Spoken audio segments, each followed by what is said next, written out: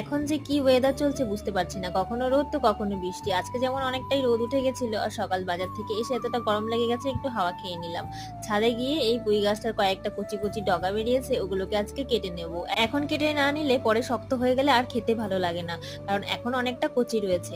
তো আজকে নিরামিষ রান্না করব। তো আজকে আবার ভাবলাম চুলটাকে একটুখানি যত্ন করা যাক। তো ২ চামচ ফ্লেক্সিড দিয়ে জলের মধ্যে ভালো করে জাল দিয়ে নেব। আর এরকম জেলি, জেলি হয়ে আসলে এটাকে গরম, গরমই ছেঁকে নেব। কারণ পুজো তো চলেই আসলো আর মাত্র কয়েকটা দিন, তাই চুলটাকে একটু যত্নার্থী করা যাক। তার মধ্যে ২ ফোঁটা সর্ষের তেল দিয়ে ভালো করে মিক্সড করে নিয়ে এখন এই চুলগুলোকে লাগিয়ে নেব।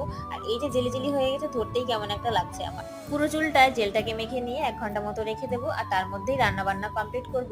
তো এখানে নিরামিষ তরকারি রান্না করছি ওই পুঁই শাকের ডগাগুলো দিয়ে। মাথাটা যন্ত্রণা করছে কারণ এইটা প্রচন্ড ঠান্ডা একটা জেল। যাদের ঠান্ডার প্রবলেম আছে তারা একটু সাবধান। আর এখন দেখো চুলটা ধুয়ে আসার পর চুলটা কতটা গ্লোই হয়ে গেছে, শাইন তো করছে তার সাথে সফটও হয়ে গেছে। তো আজকের মতো টাটা।